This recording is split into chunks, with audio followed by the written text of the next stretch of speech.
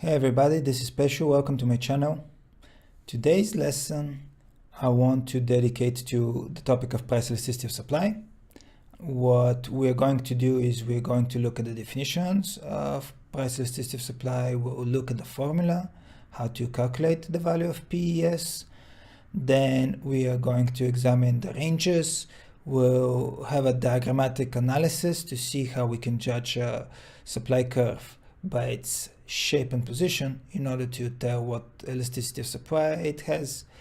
And finally, we are going to have a look at some of the determinants that decide whether a supply is price elastic or price inelastic.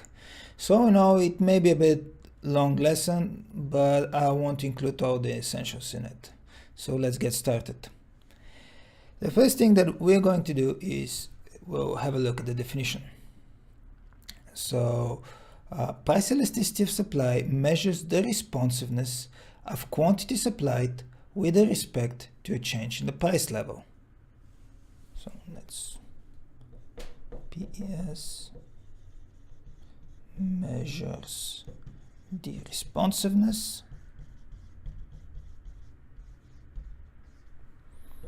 of quantity supplied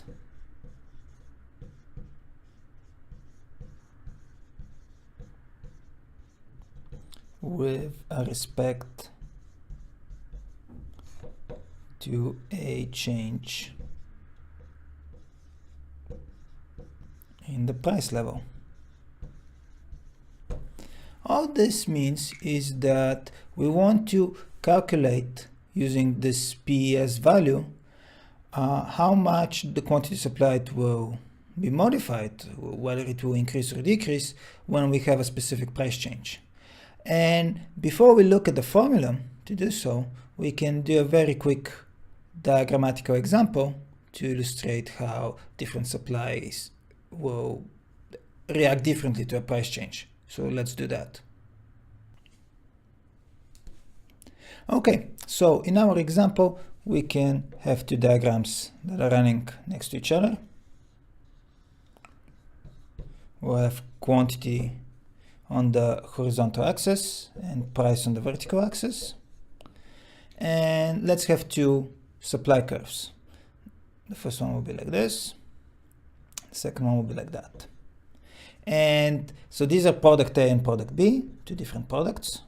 Product A, product B, and let's say that their starting price is the same, let's say $10, and then the increase in the price goes from 10 to 11.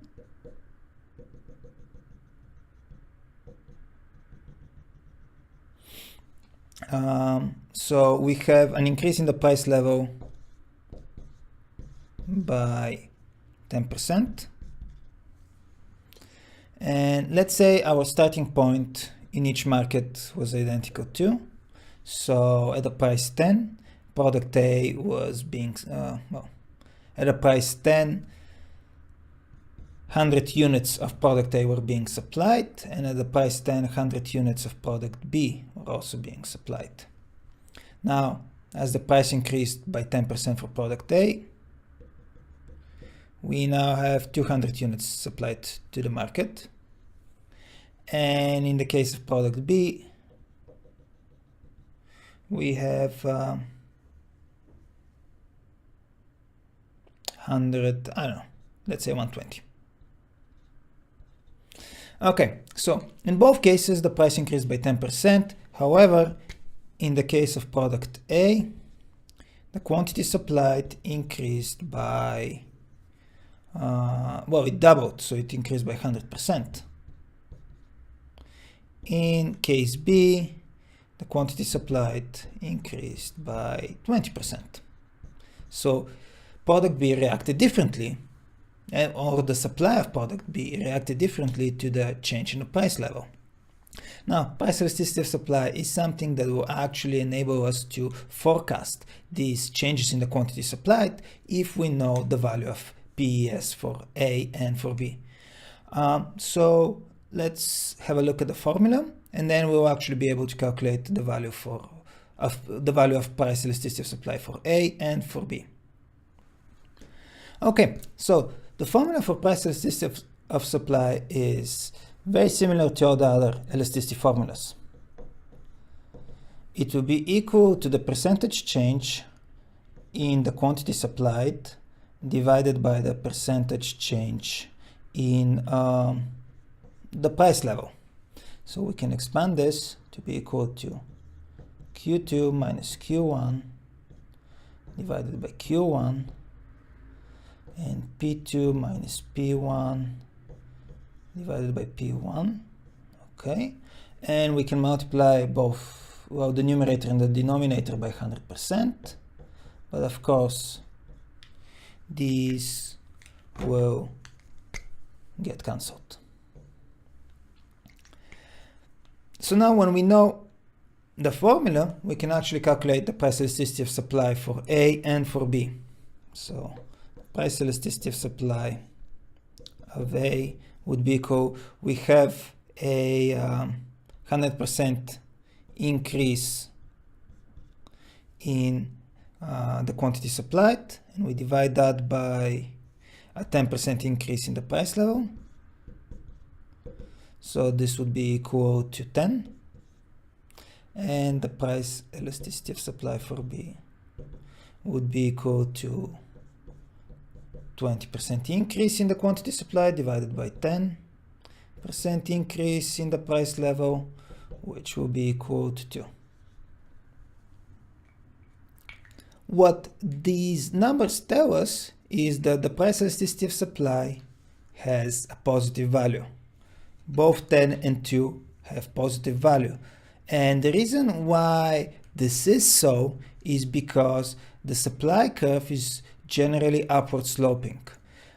If you remember, the law of supply stated that ceteris paribus, an increase in the price level will lead to an increase in the quantity supplied. So keeping everything else equal, the price level and the quantity supplied will always move in the same direction.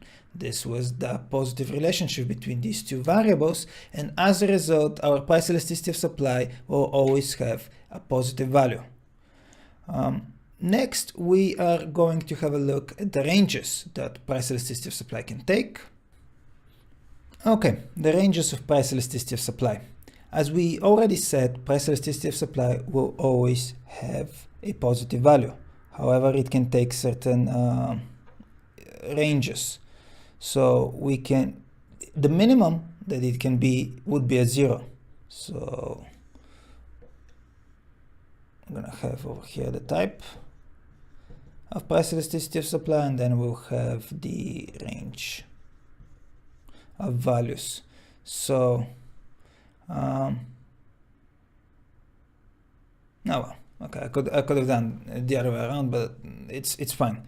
So when the range is, well, let's look at the extreme case first. When the price elasticity of supply is 0, we have perfectly inelastic supply.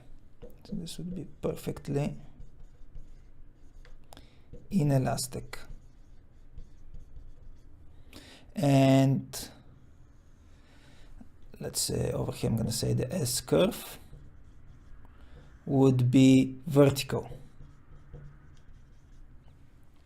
What effectively this means is that no matter how much we change the price, the supply will never change. It will always be at exactly the same level. Then our next range would be between 0 and 1. So 0 to 1. And this we call inelastic supply. So inelastic price elasticity of supply. And the supply curve, if it's a straight line supply curve, and now this is important, we'll be looking at the only case when our supply is a straight line. Then at the end, towards the end of the video, we may actually look when we're dealing with a curve. But for a straight line, the straight line supply curve will pass through the quantity axis. So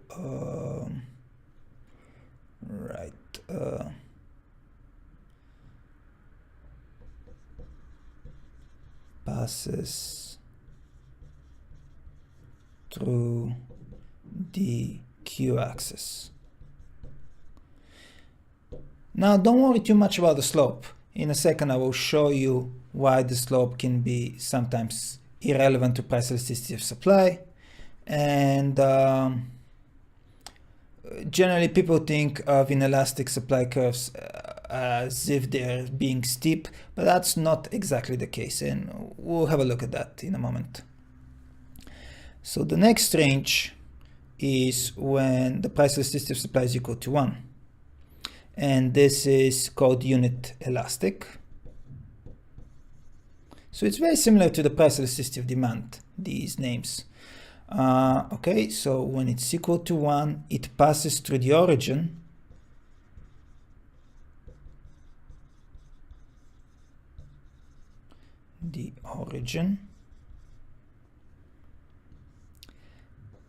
Next, we'll have between 1 and infinity. So from 1 to infinity. Actually, let me select this. From 0 to 1 and from 1 to infinity, this would be elastic. And this one passes through the price axis. And the last one we have is another extreme case, which is the value of infinity. And this is perfectly elastic.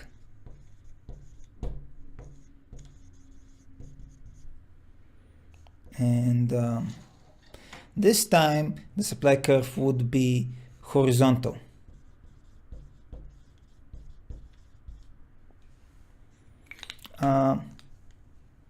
Okay, I'm gonna add for inelastic, this would mean generally steep, but not always. We'll see in a second.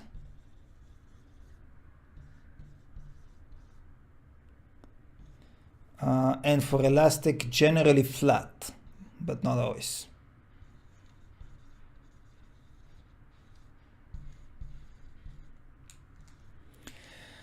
So these are our 5 ranges. 0 being perfectly inelastic, between 0 and 1 being inelastic, 1 being unit elastic, between 1 and infinity, or generally greater than 1, being elastic, and finally, if you get a value close to infinity, that will be perfectly elastic. Let's have a look at the diagrammatical illustrations of these, so you will see what I exactly mean when I say passes through the q-axis, or passes through the p-axis, passes through the origin, vertical and horizontal.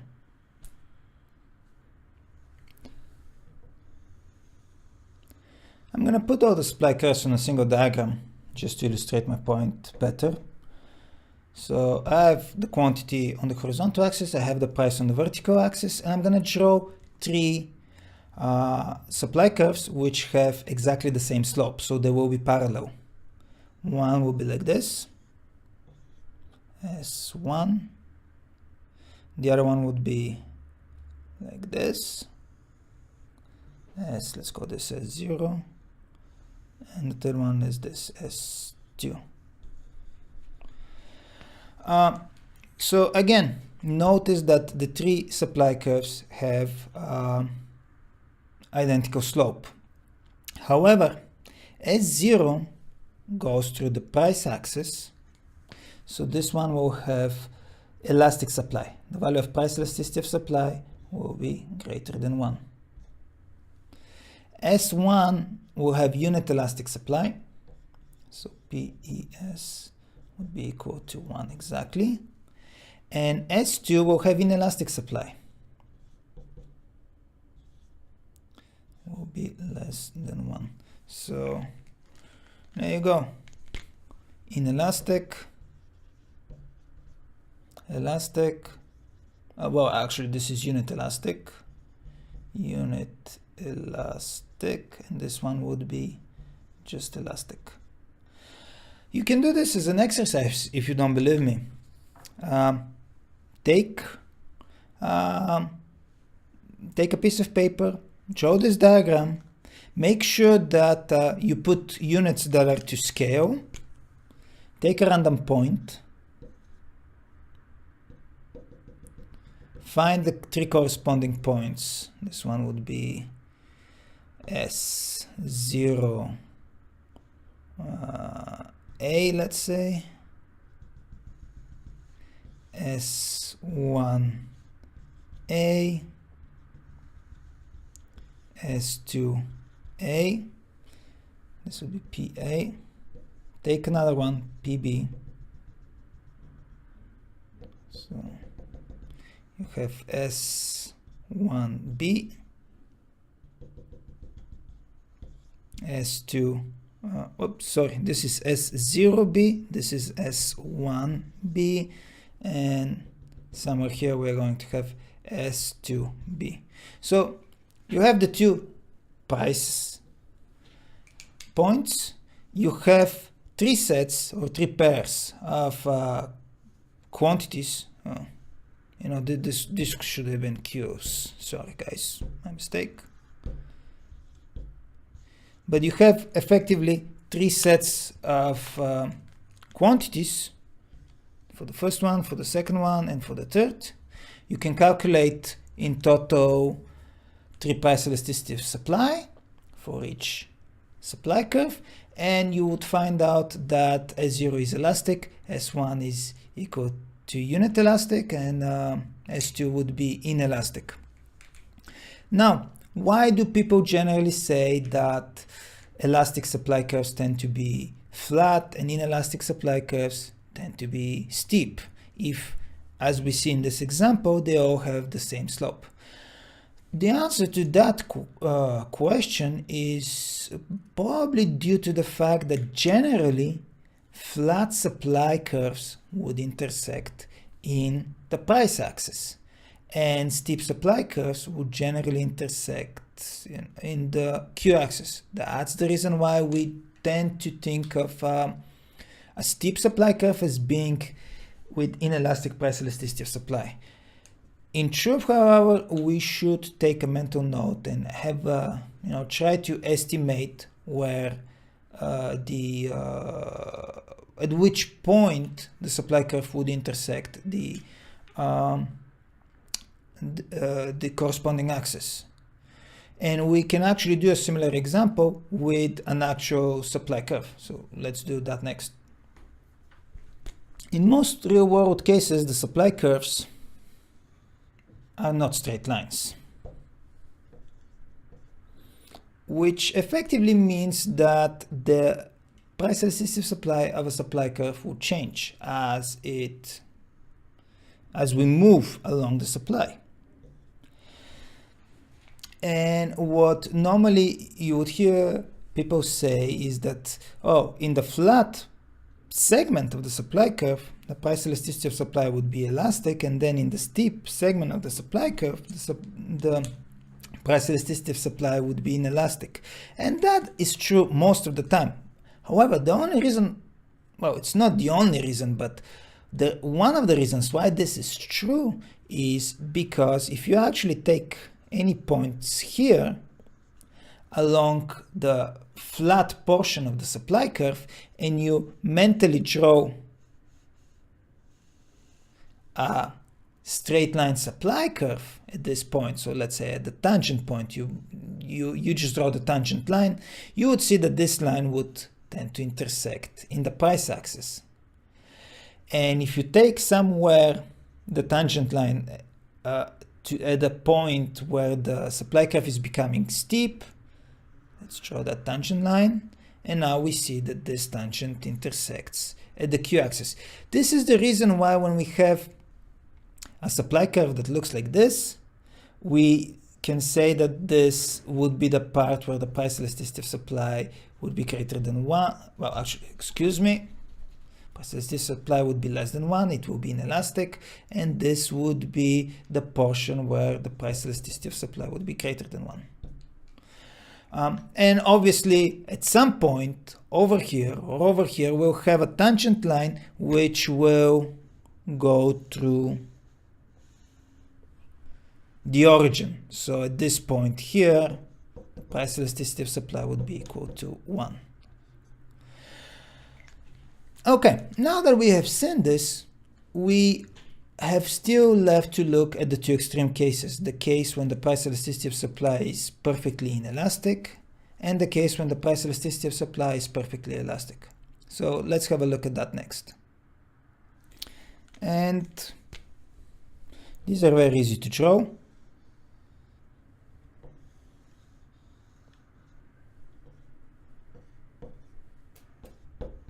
I'm going to put them on separate diagrams.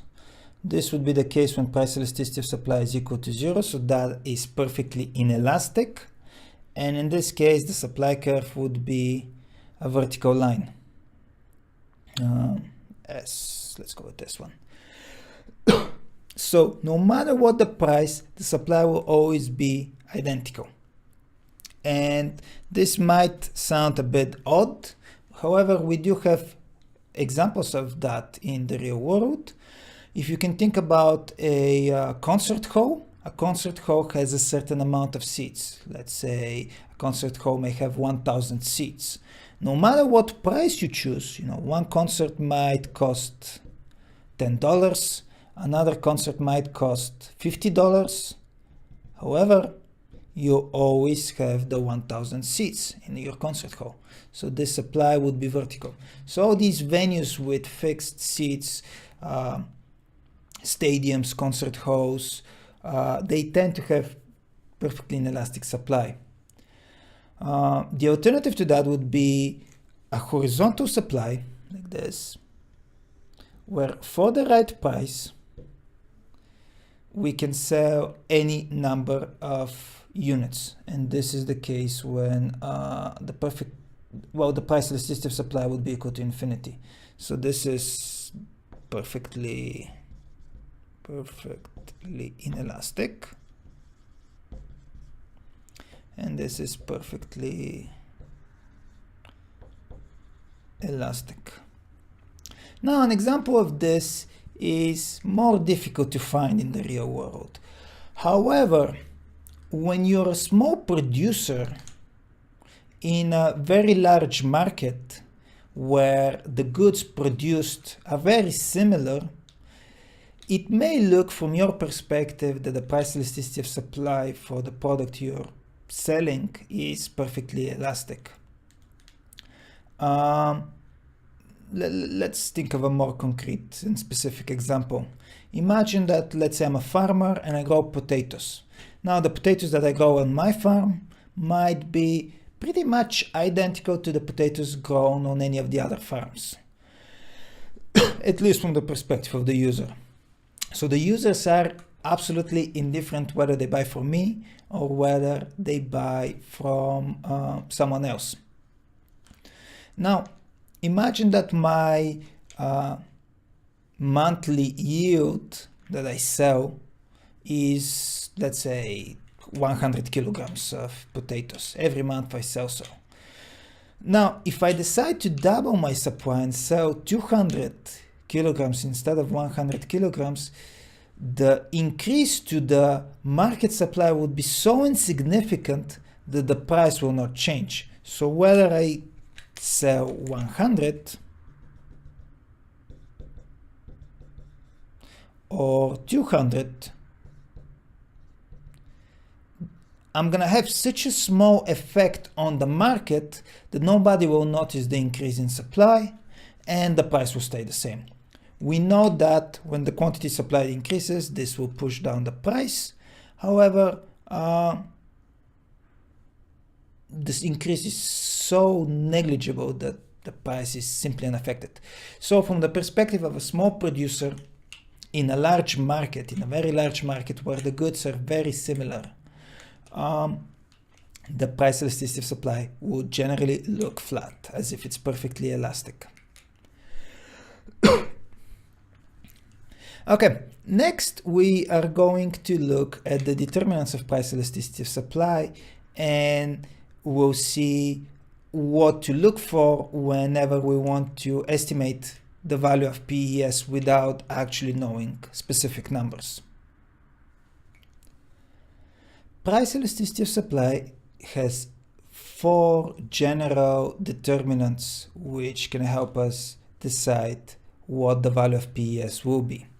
And these are determinants.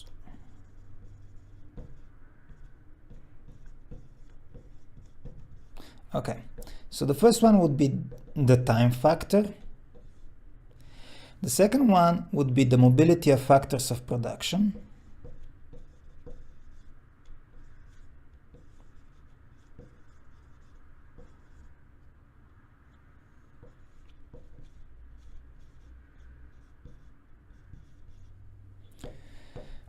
Our third determinant is unused capacity. Unused capacity.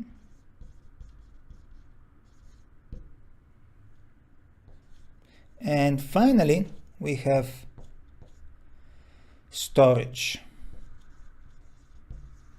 space. Okay, so time, mobility of factors of production, unused capacity, and storage space, or ability to store. Might sound a bit more specific. Excuse me. All right, let's have a look at each of these and how they help us determine what the price elasticity of supply would be.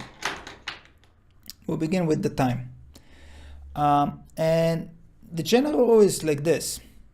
If the producer has more time to respond to a change in the price, he or she would be better able to respond to this price change. So the longer the time period that producers have to react to a price change, the more elastic price elasticity of supply would be. So we can say longer time periods, more elastic PES, and then in the short run it will be more inelastic. For example, if someone offers me a large amount of money and says, record 20 videos today, I will probably not be able to do all of them.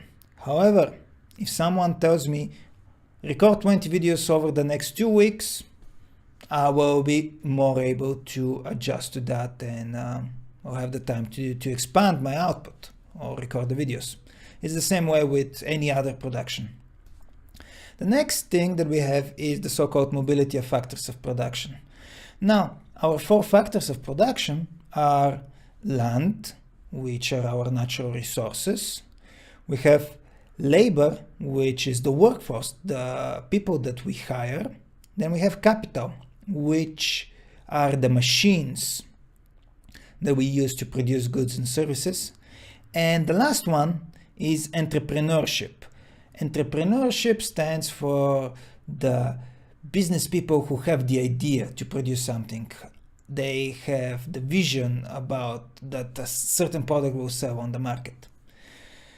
Depending on your textbook and your course, sometimes you may have just 3 factors of production: land, labor, and capital. Those are the 3 traditional factors that most economic textbooks include. However, there are also many textbooks that include entrepreneurship as the 4th factor of production. And in the IB syllabus, entrepreneurship is considered to be an official part of the factors of production. So depending on your textbook and your course, your factors of production are either land, labor, and capital, or land, labor, capital, and entrepreneurship. Now, what do we mean by mobility of factors of production? The mobility of factors of production relates to how able are we to expand the output of one product if we move the factors of production from another output line. And a simple example that I can give is, if you look at these 2 markers, they're almost identical. They use the same plastic bits, they have just a different label, the cups are different, and of course the ink inside is different.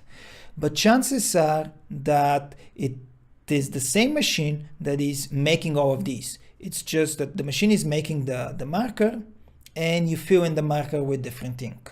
And the machine that actually fills the ink into these markers, it probably is again the same machine that uses, once red ink and another time blue ink.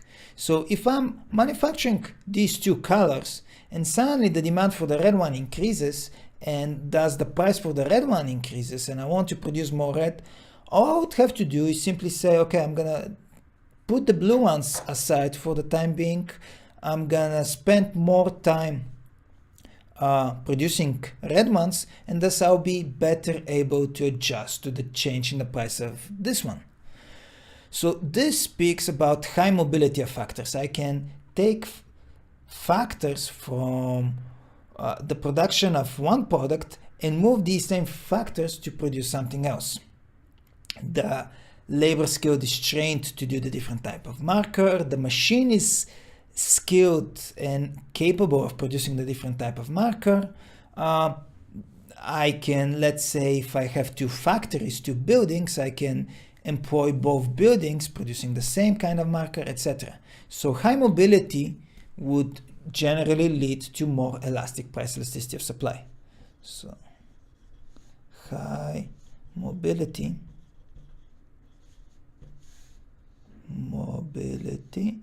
would be more elastic. PES, more inelastic. And then low mobility, obviously, would be more inelastic.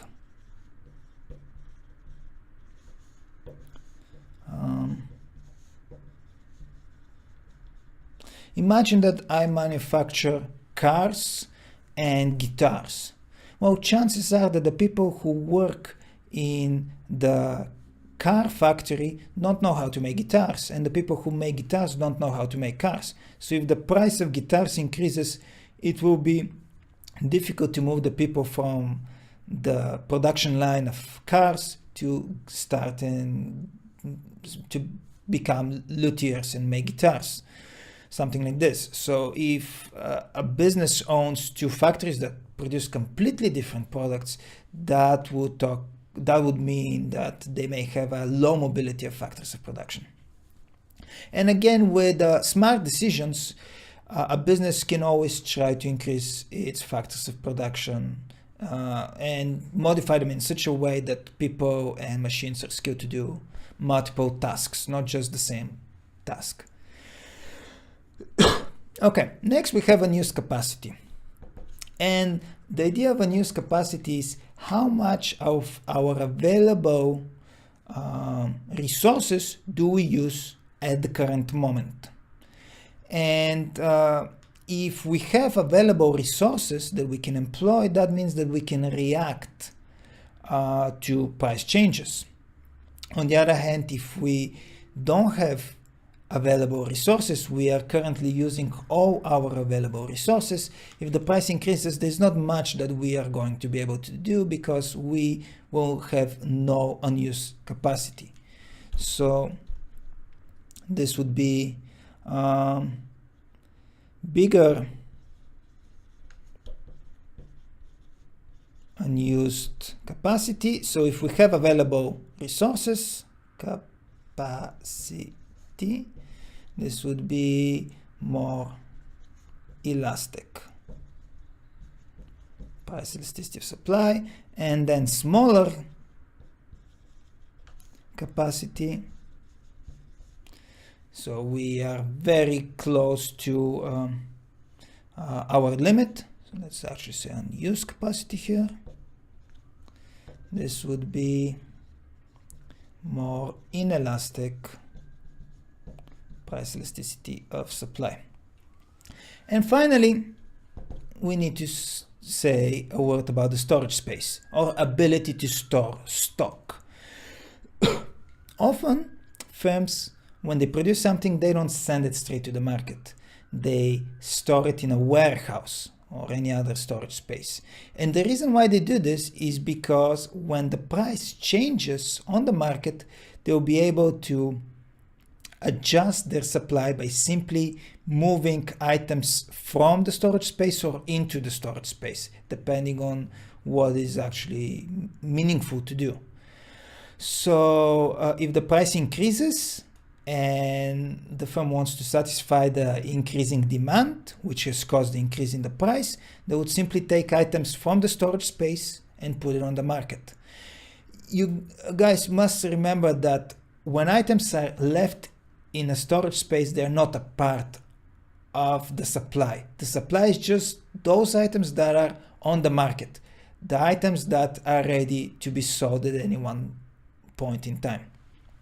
So firms with bigger ability to store will have more elastic price elasticity of supply because they'll be able to adjust their supply accordingly by simply moving items in or out of the storage space.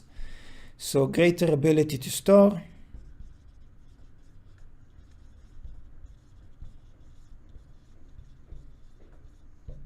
would be more elastic price elasticity of supply, and a smaller ability to store